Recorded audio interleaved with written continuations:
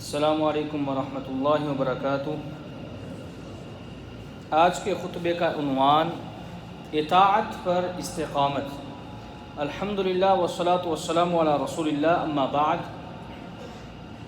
تمام تعریفیں اللہ کے لیے ہیں جس نے واضح آیات نازل کی۔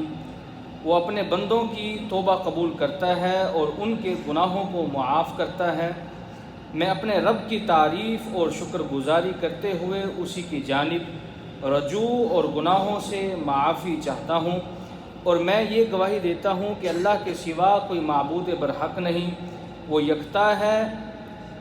اس کا کلام انتہائی جامع اور کامل ہے، اور میں یہ بھی گواہی دیتا ہوں کہ ہمارے نبی جناب محمد صلی اللہ علیہ وسلم اللہ تعالیٰ کے بندے اور اس کے رسول ہیں۔ یا اللہ اپنے بندے اور رسول محمد صلی اللہ علیہ وسلم پر درود و سلام بھیج، آپ کی آل اور تمام متقی صحابہ کرام پر بھی جنہوں نے نیکیوں کے بدلے میں بلند درجات حاصل کیے۔ اللہ تعالیٰ کی حمد و ثنا اور درود و سلام کے بعد خلوت و جلوت میں اللہ سے ڈرو۔ کسی کا کوئی عمل بھی اللہ سے مخفی نہیں ہے۔ اس دنیا میں کامیابی اللہ کے ڈر سے ہی ممکن ہے، اور اسی کی وجہ سے ہی جنت ملے گی۔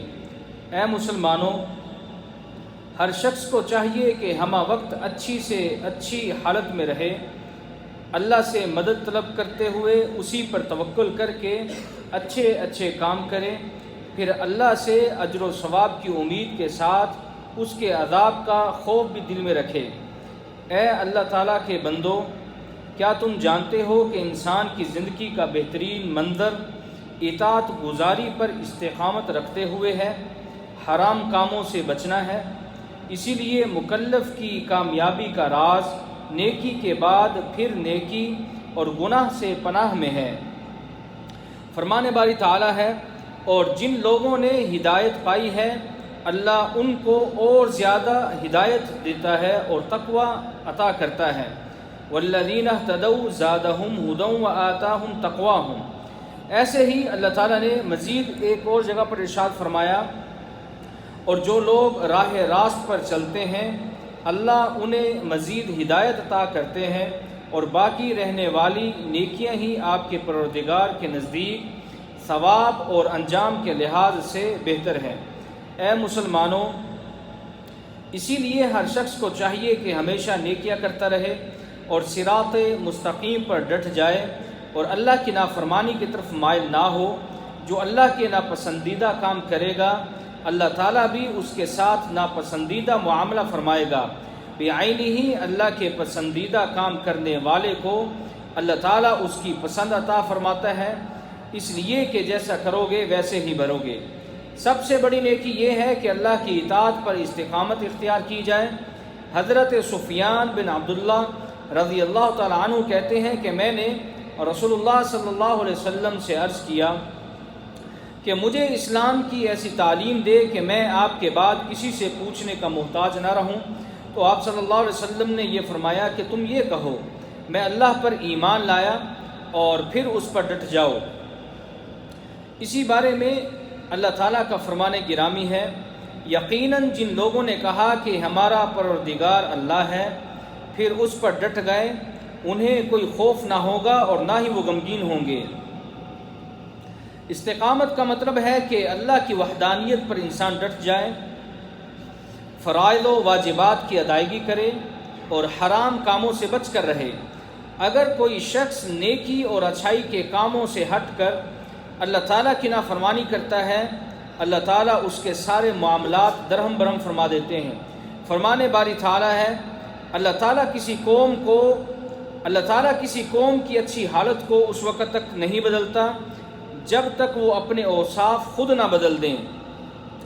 ایک اور مقام پر اللہ رب العزت نے فرمایا، پھر جب انہوں نے کج روی اختیار کی تو اللہ تعالیٰ نے ان کے دل ٹیڑھے کر دیے، اور اللہ نافرمان لوگوں کو کبھی بھی ہدایت نہیں دیتا۔ نیکیوں پر ہمیشگی سے نیچے بھی ایک درجہ ہے، اور وہ یہ ہے کہ انسان کے پاس نیکیاں اور برائیاں دونوں موجود ہوں۔ ان کے بارے میں فرمان باری تعالیٰ ہے، اور آپ دن کے دونوں طرفوں کے اوقات میں اور کچھ رات گئے نماز قائم کیجیے، بلا شبہ نیکیاں برائیوں کو دور کر دیتی ہیں، اور یہ ایک یاد دہانی ہے ان لوگوں کے لیے جو اللہ کو یاد کرتے رہتے ہیں۔ حضرت معاذ رضی اللہ تعالیٰ عنہ کہتے ہیں کہ رسول اکرم صلی اللہ علیہ وسلم نے فرمایا، جہاں بھی رہو اللہ سے ڈرتے رہو، گناہ کے بعد نیکی کرو، یہ نیکی گناہ مٹا دے گی، اور لوگوں کے ساتھ اچھے اخلاق سے پیش آؤ۔ اسی لیے کہ نیکیاں گناہوں کا کفارہ بن جاتی ہیں، اور یہی نیکیاں مکلف کو شیطان کے پیچھے چلنے سے روکتی ہیں۔ انسان کی بدترین حالت یہ ہے کہ انسان گناہ پر گناہ کرتا جائے، گناہ پر گناہ کرتا چلا جائے، یا نیکیاں کرنے کے بعد گناہوں کا ارتکاب کرے جس کی وجہ سے نیکیاں برباد ہو جائیں، کیونکہ فرمانے باری تعالیٰ ہے، اے ایمان والو اللہ کی اطاعت کرو اور اس کے رسول کی اطاعت کرو اور اپنے عملوں کو ضائع نہ کرو۔ اس لیے نیکیوں کے بعد کیے جانے والے گناہ کبھی کبھار نیک اعمال کو یا تو کلی طور پر ضائع کر دیتے ہیں یا پھر جزوی طور پر اعمال کو نقصان پہنچاتے ہیں، اور کبھی اجر و ثواب میں کمی کا باعث بنتے ہیں، جیسا کہ اللہ تعالیٰ نے نبی مکرم صلی اللہ علیہ وسلم کو مخاطب ہو کر فرمایا، آپ ان سے کہیے، کیا تمہاری ہنسی اور دل لگی اللہ، اس کی آیات اور اس کے رسول کے ساتھ ہی ہوتی ہیں؟ بہانے نہ بناؤ، تم فی الواقع ایمان لانے کے بعد کافر ہو چکے ہو۔